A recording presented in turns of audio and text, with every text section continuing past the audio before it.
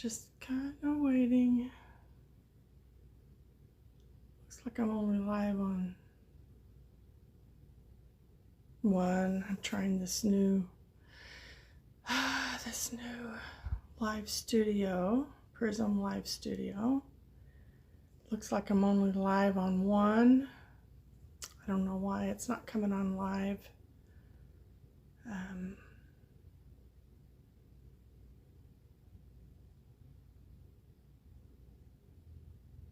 Anyway, I was wanting it to be live on Facebook also. So I'll just see how it goes. I don't know why it's not live on Facebook also. But anyway, I'm not sure how many people I'm going to be reaching on this channel. It's all brand new to me. But anyway, I just, am really concerned about the church.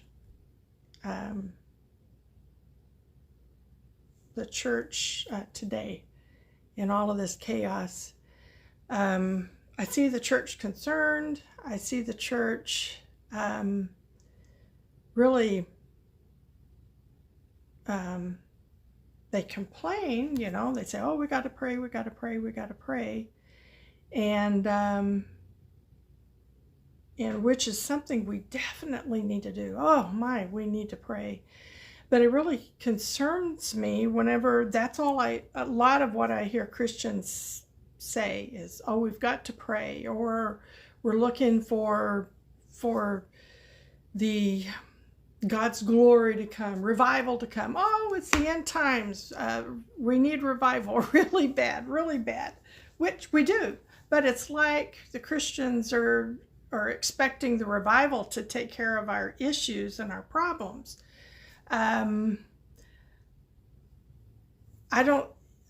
really honestly do not believe that God is going to just pour down revival and boom, take care of it. People get saved, boom, take care of it. I don't think that's what God's going to do, because with Adam and Eve, he gave them dominion over the earth. They were to deal with the earth. They were in charge of it and everything. But then through the lie, through what the enemy was saying to them, brought deception to them, and they lost their position. They lost their position on earth. So then they became subject to the earth. But Jesus, he came and he put us back into our position. He seated us in heavenly places. He dealt with the deception that had taken us out, and he brought truth into us. He is the truth, and he brought truth into us. It reestablished us in truth, knowing that that we're completely restored. And he was raised from the dead. He seated himself down by the right hand of the Father, okay? And as he seated himself, he reestablished us in our position in him. And then he turned around and he said, okay, he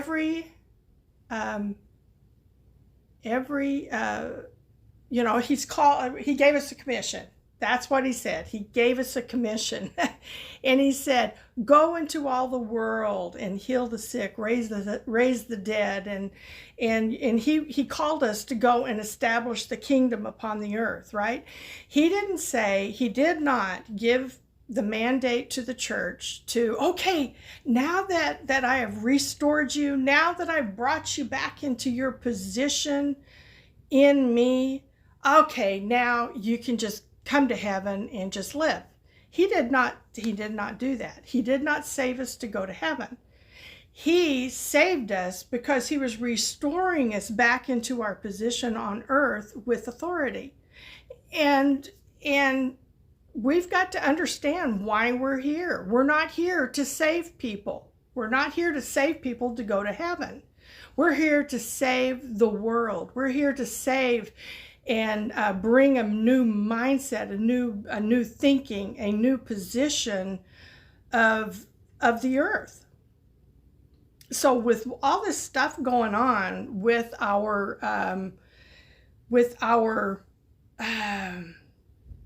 with all of this COVID and the riots and all of that stuff, it's real easy for us to say, oh, God, take us out.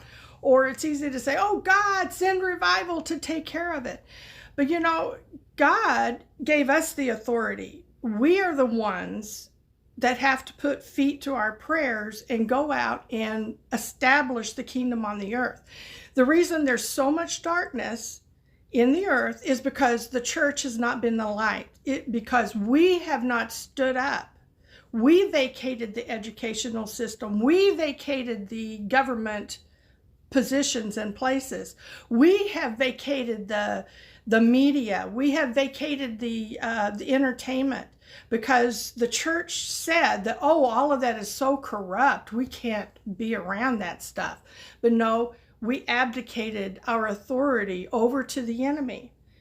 And this is what this whole battle is about. And I believe that God is not afraid, or he's not, as you might say it, concerned about what is really going on in the earth, because he knows that this whole disrupt, all of this stuff going on, he did not orchestrate it, but he is allowing it to cause the church to be awakened, you know, because we've kind of had the idea that anything negative going on is something that is wrong and bad, and we've got to get it out of our way. We've even looked at negative things going on in our life, like, oh, it's the enemy, you know, and that it's not a good thing. I'm not a strong enough Christian, or I'm not standing in faith. I'm not doing the right things. This is the reason all this bad stuff is happening. But, you know, that's not true, basically. I mean, yeah, the enemy is the one doing it. God is not. But God knows that it takes that hard place to launch us into what he's calling us into, because it's like the children of Israel. There had to be a Pharaoh in order for the children of Israel to be in a position of leaving so they could go into the promised land. It took a Judas in order for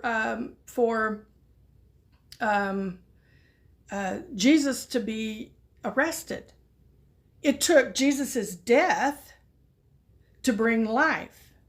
And so God, it's all in his plan of redemption, the bad and the good, because as you allow that negative or the bad seed or whatever you want to call it, the difficulty, if you allow it to bring you into a place of freedom and into hope and into God's plan, then it is an instrument for what God is wanting to do in our life.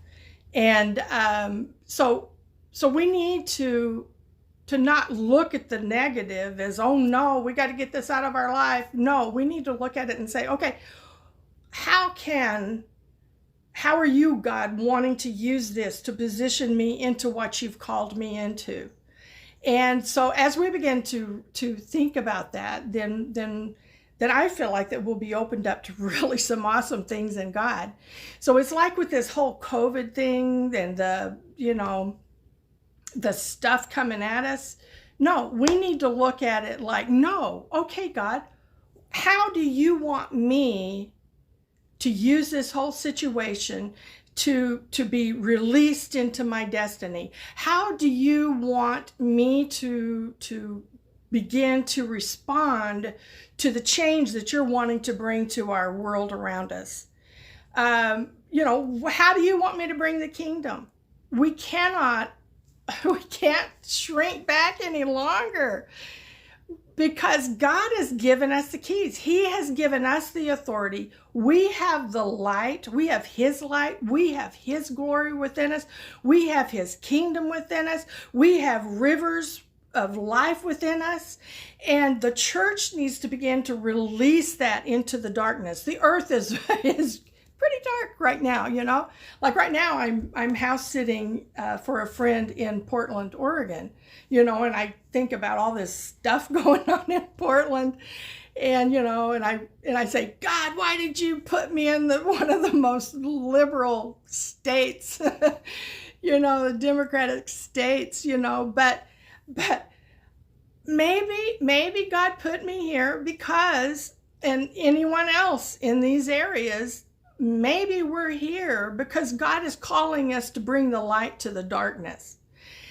And so, you know, where does God want to use each one of us in the whole midst of this chaos? And I feel like the church has really shrunk back. And I've actually listened to a lot of Christians. They don't want to get involved. Oh, no. I might hurt people's feelings. If I get too political, people might not listen to the message of Jesus if I get too political. I'm going to turn them off. And, you know, and I just keep hearing the Spirit say, you're not going to have a nation to preach freely in if you don't stand up now. If you're not afraid to be confrontational in this time in the Spirit of the Lord, then you're going to lose your nation. And I'm realizing that, you know, we look at the chaos and everything and we think, oh my goodness, all of this going on, and oh, the COVID counts, the masks, the riots and everything. And we're looking at all that and thinking, this is terrible. And it's just things going on, you know, the enemy, oh, he's doing all this stuff, you know, the Democrats, the Republicans. But, you know, I've come to realize this is nothing to do with Republicans or Democrats. It really doesn't. This is a matter of good and evil, because our nation was founded on God. Under God, we were created so men could be free and freely serve God peaceably upon the, you know, that's God's heart. And this is the very last nation really that is free. And so the enemy is really working hard to take this nation down because we are mighty in God, because it is established. And, you know, we're at a civil war. We are literally in war right now. Sure, we don't have like the communists marching or the Afghanistan marching. We don't have a army per se with, you know, a title and gear and all of this stuff and machine guns, but what it is Satan, the enemy, the ones coming against our nation, has literally brought up, or they have caused an army to rise up through the anger of other people. They have, you know, caused the division. They've caused this cry about, you know, Black Lives Matter, or, you know, they've used it to agitate a people. They've used it to agitate an army for themselves. They don't have to accumulate an army under a name. They can just agitate all the people, and they have raised up their army. They've raised up their army to go do riots, you know, and it's deception. A lot of people think that they're out there for the good of people that are being, you know, put down, or, you know, but it's not true. Whoever's agitating them, that's not their agenda. Their agenda is not about racism. Their agenda is not about black or white or Hispanics or whatever. That's not even what they're about.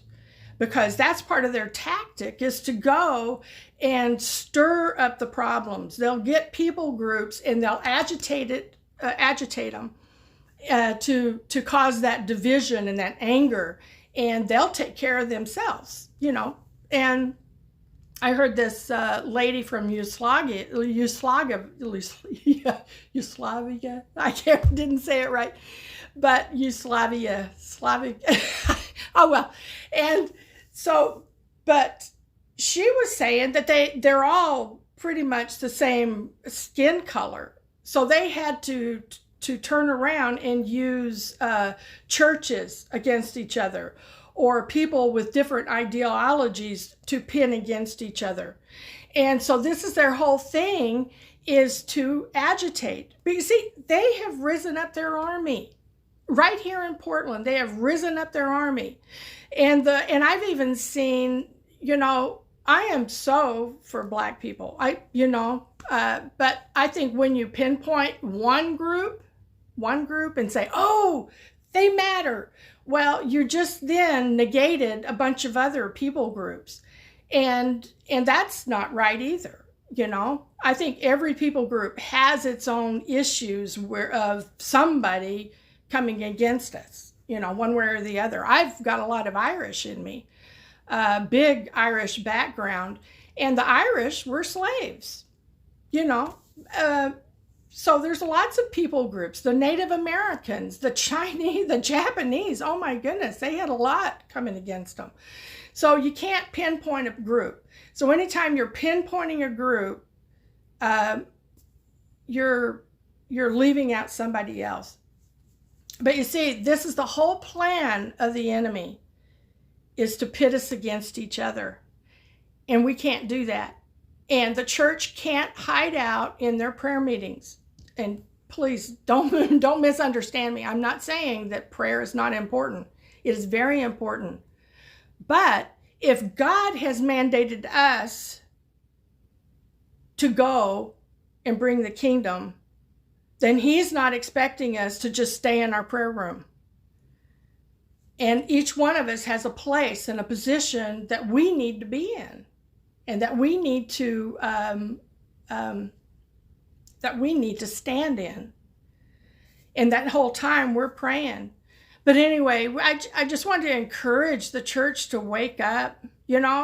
This whole idea of turning, that we've got to be, because we take the teachings of Jesus where you turn the other cheek, you go the extra mile, and you humble yourself, and and then so that puts the church into a no fight mode. It puts us into,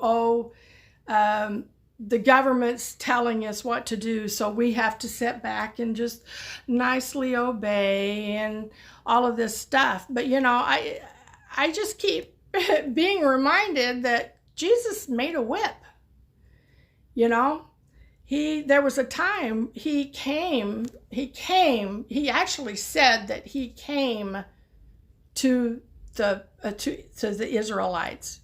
He came to Israel. That was his whole focus of his ministry, was to the Israelites, because he was addressing that religious spirit that had them bound. He was addressing the Sadducees and the Pharisees, and he was addressing that group. And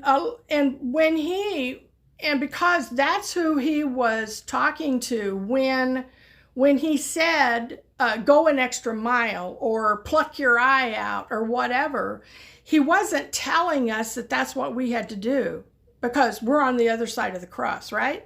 He was talking to the Israelites, and he was really goading the Pharisees and Sadducees, you've got your laws, so, here, let's take you a little further than what the law is saying.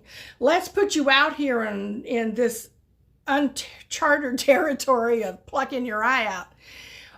Basically what he was doing, he was addressing their their rules and regulations that they had established, and he was showing them that they could not do it on their own. He was taking it a step further and really letting them know that there's nothing you can do to make it happen. You know, you can't do it in your own strength. And Jesus, he cut off the law. The law was up until Moses. And so we have to realize that there are a lot of things that are for us that Jesus preached about, but it was not all to us, because he was preaching to the Israelites. And I'm not saying, please don't think that I'm saying that we don't go by what Jesus is saying. I am not saying that, but I'm saying you got to know, who was he talking to? We all came after Jesus died and rose again and made a whole brand new man. I mean, we're a whole brand new creation. And, but Jesus, even in this, he made a whip. And he said that he even is bringing a sword to divide. You know, so we were not created to just kind of sit back and let people run over us. No, we have got to hear what the Spirit is saying. A couple of weeks ago, I was traveling from Portland to the Dalles, and I heard the Spirit say so clearly, he said, you know, the church believes obedience is about following the rules. Obedience is really about hearing what the Spirit is saying. Totally.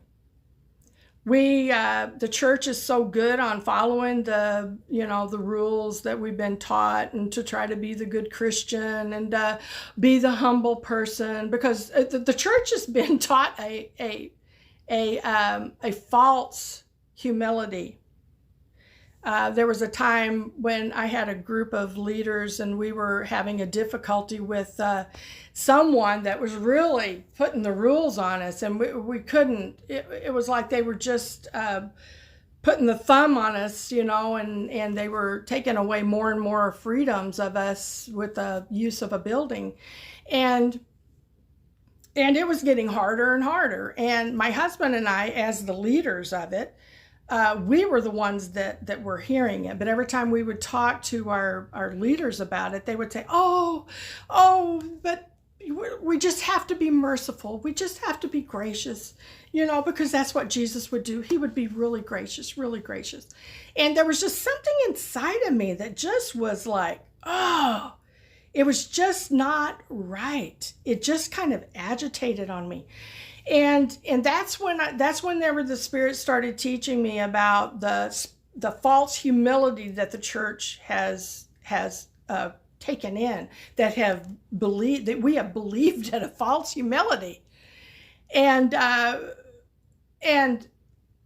but that's when God started showing me, no, Jesus made a whip. He was the most humble person.